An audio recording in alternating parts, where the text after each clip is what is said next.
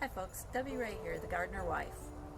I've got an amazingly warm day in early December 2nd, so I'm going to do my winter arrangements today, starting with this one here in my front yard. I've pulled out different things that I've stored from year to year to use in my winter containers.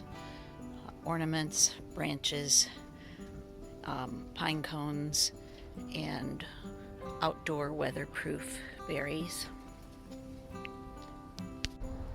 Out here in the front yard garden, Shakespeare Street garden, I have some red twig dogwood growing. So I'm going to clip a few of these branches to use in my winter containers.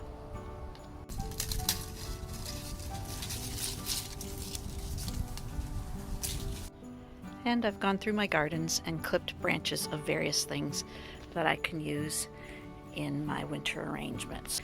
And then over here are things that I bought all on Black Friday to use in my winter containers as well.